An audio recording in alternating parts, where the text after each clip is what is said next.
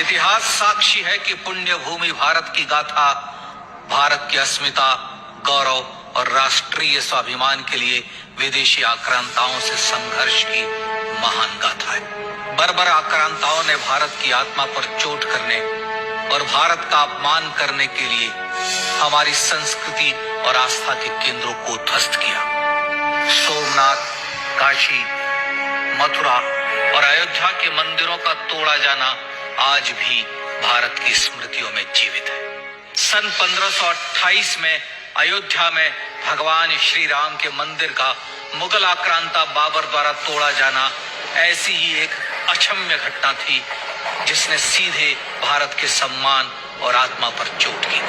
कारण साफ था, अयोध्या के श्री राम के मंदिर पर आक्रमण भारत की आत्मा पर आक्रमण था। जहां हर भारतीय के रोम रोम में राम बसते हैं, वह भारत यह अपमान कैसे सहता। राम मंदिर पर आक्रमण भारत को आहत कर गया था। विदेशी हमलावर अपनी बर्बरता दिखाते गए और भारत अपने आत्म गौरव को फिर से पाने के लिए संघर्ष करता रहा।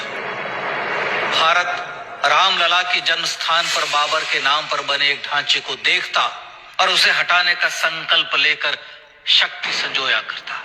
हिंदू समाज आत्मसम्मान के रण में डटा रहा और लगातार हमलावरों द्वारा बनाए गए बाबरी ढांचे को हटाने के लिए लड़ता रहा। सरयू कई बार रक्त से लाल हुई। कभी स्थानीय शासकों ने तो कभी साधु संतों और राम भक्तों ने राम जन्मभूमि की मुक्ति के लिए अपने प्राणों की आहुति दी। 74 बार युद्ध हुए। हम कुछ मोर्चे हारे, पर रण जीतने का संकल्प कभी कम नहीं हुआ। हिंदू समाज तलवारों से रक्त रंजित हुआ, पर उसने हार नहीं मानी। उसका संकल्प अजेय था। 15 अगस्त 1947 को देश की आजादी के साथ सैकड़ों सालों से चले आ रहे इस संघर्ष में नई ऊर्जा और एक नया मोड़ आया। अचानक 23 दिसंबर 1949 को बाबरी ढांचे में श्री राम लला प्रकट हुए। हजारों राम भक्त दर्शन के लिए उमड़ पड़े। तत्कालीन प्रधानमंत्री पंडित जवाहरलाल नेहरू ने उत्तर प्रदेश सरकार को श्री राम लला को विवादित ढांचे से हटाने का आदेश दिया। उत्तर प्रदेश सरकार ने अयोध्या के कलेक्टर को यह काम दिया और यह निर्देश भी कि जरूरत पड़ने पर वे बल का प्रयोग भी करें। अयोध्या के कलेक्टर ने सरकार को उत्तर दिया कि यह नरसंहार के बिना संभव नहीं है और फिर भी वह ऐसा चाहती है तो किसी दूसरे कलेक्टर से यह काम करवा ले। परिणाम स्वरूप रामलला की मूर्ति वहीं विराजमान रही। विवादित ढांचे को बंद कर दिया गया।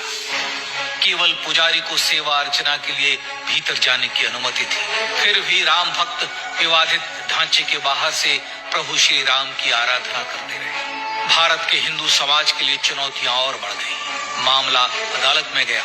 विपक्षी दलों द्वारा अदालत में भगवान श्री राम के अस्तित्व पर सवाल उठाए गए। उनके अयोध्या में ही जन्म लेने का प्रमाण मांगा गया। भारत का जनमानस अब आहत हो उठा था। आजाद भारत में भी हिंदू समाज को अपनी आस्था और श्रद्धा के लिए संघर्ष करना पड़ रहा था। चुनौतियों के इस समय में सन 1984 में विज्ञान भवन दिल्ली में विश्व हिंदू परिषद ने धर्म संसद का आयोजन किया।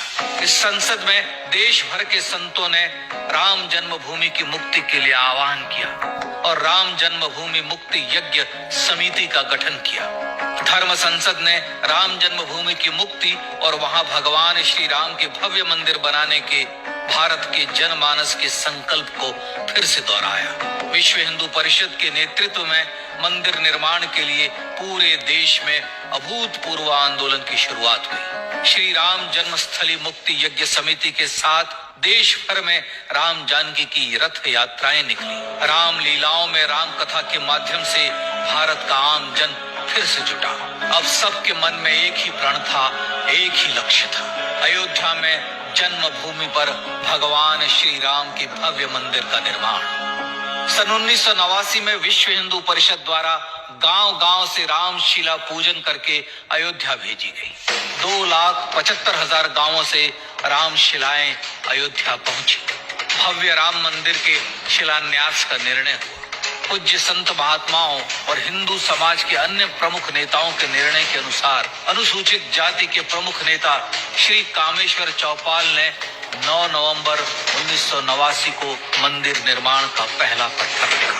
राम जन्मभूमि पर मंदिर निर्माण के लक्ष्य की पूर्ति के लिए सन 1990 में सोमनाथ से अयोध्या के लिए श्री लाल कृष्ण आडवाणी ने रथ यात्रा की शुरुआत की।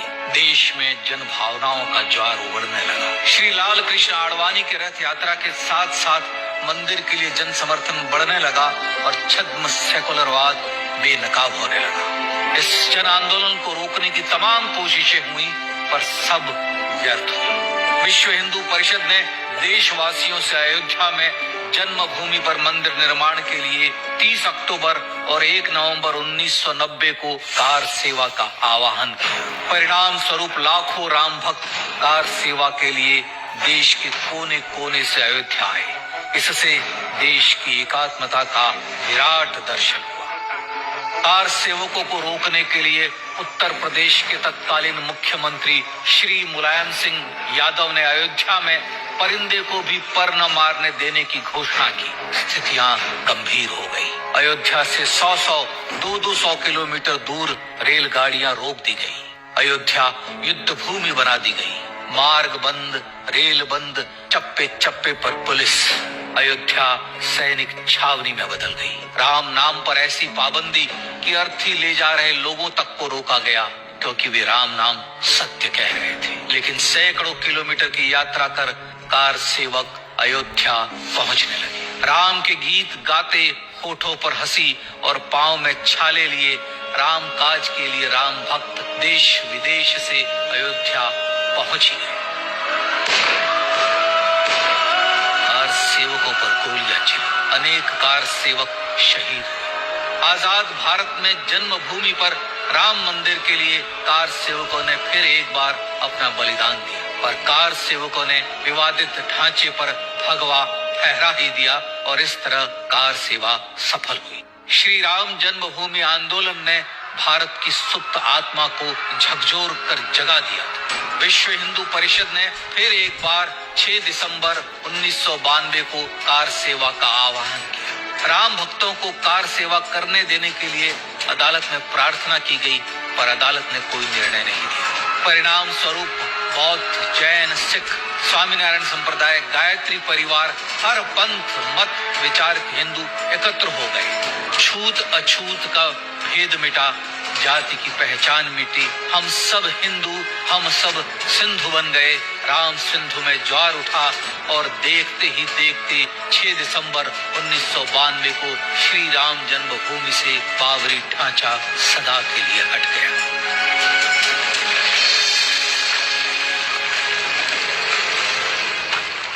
यह क्षण शौर्य, न्याय और सत्यमेव जयते का क्षण था। यह तो धर्मस्ततो जय का क्षण था। पर संघर्ष की गाथा यहाँ जाकर भी नहीं रुकी। छद्म सेकुलरवादियों द्वारा भारत और भगवान श्री राम के इतिहास को झुठलाने के लिए अदालतों में चुनौतियां का सिलसिला चलता रहा, जो 1950 से चल रहा था। हिंदू सिखों के बीच से गुजरते हुए भगवान श्री राम का दर्शन करने के लिए विवश थे। यह स्थिति थी आजाद भारत में श्री राम और राम भक्तों की। पर सत्य को तो जीतना ही था। आखिरकार देश के सर्वोच्च न्यायालय के 5 जजों की खंडपीठ ने 9 नवंबर 2019 को ऐतिहासिक निर्णय दिया और यह कहा कि अयोध्या जन्मभूमि परिसर की पूरी 67 एकड़ भूमि रामलला की। और न्यायालय ने भारत सरकार को जन्मभूमि पर मंदिर बनाने के लिए एक ट्रस्ट बनाने का आदेश दिया। सर्वोच्च न्यायालय के आदेश के अनुसार भारत सरकार ने 5 फरवरी 2020 को श्री राम जन्मभूमि तीर्थ क्षेत्र नाम के ट्रस्ट का गठन किया और राम जन्मभूमि न्यास की भूमि जो सरकार द्वारा अधिग्रहित की गई थी, उसे ही नवनिर्मित न्यास को वापस दे दिया गया। 5 अगस्त 2020 को भारत के प्रधानमंत्री श्री नरेंद्र मोदी ने श्री राम जन्मभूमि तीर्थ क्षेत्र के अध्यक्ष पूज्य महंत नृत्य गोपाल दास, राष्ट्रीय स्वयंसेवक संघ के पूज्य सरसंघ चालक डॉक्टर मोहन भागवत एवं उत्तर प्रदेश के मुख्यमंत्री श्री योगी आदित्यनाथ की उपस्थिति में श्री राम जन्मभूमि पर भगवान श्री राम के भव्य मंदिर के लिए भूमि पूजन कर निर्माण कार्य का शुभारंभ किया। इस तरह लगभग 500 वर्षों से राम जन्मभूमि की मुक्ति के संघर्ष का पटाक्षेप हुआ। अपने आत्मसम्मान और राष्ट्रीय अस्मिता के लिए इतना लंबा संघर्ष विश्व के इतिहास में बेजोड़ है। श्री राम भारत की आत्मा, भारत की परिभाषा, हमारे राष्ट्रीय आदर्शों और जीवन मूल्यों के प्रतिनिधि मर्यादा पुरुषोत्तम हैं, जो हर हिंदू के होठों पर जन्म से मृत्यु तक रहे, बस यही हर हृदय में प्रार्थना होती है। राम भारतीय राष्ट्रीय स्वाभिमान और आज से तो हिमालय से समुद्र पर्यंत तक जन जन को एकात्मता के बंधन में बांधने वाले रक्षा सूत्र है। अयोध्या स्थित श्री राम जन्मभूमि पर बाबर का हमला वास्तव में भारत के स्वाभिमान और राष्ट्रीयता पर हमला था। प्रधानमंत्री श्री नरेंद्र मोदी द्वारा श्री राम जन्मभूमि पर राम मंदिर का पुनः निर्माण न केवल बाबरी मानसिकता का पराभव है, बल्कि संपन्न, सुखी, सुसंस्कृत, सर्वशक्ति संपन्न स्वराष्ट्र का सूर्योदय भी है। यह उस राम राज्य की दिशा में वह कदम है जिसकी अभिलाषा राज राजेंद्र चोल, कृष्णदेव राय, छत्रपति शिवाजी महाराज से लेकर महात्मा गांधी तक ने की थी। अयोध्या में जन्मभूमि पर भगवान श्री राम का मंदिर न सिर्फ राष्ट्रीय गौरव होगा, बल्कि वह श्री राम के आदर्शों का राष्ट्र मंदिर होगा। अब वह महान संकल्प पूरा होने जा रहा है। आइए इस राम यज्ञ, राष्ट्र यज्ञ में जिन ज्ञात और अज्ञात भारतीयों ने अपनी आत्माहुति दी है, उनका पुण्य स्मरण कर उन्हें श्रद्धांजलि दी।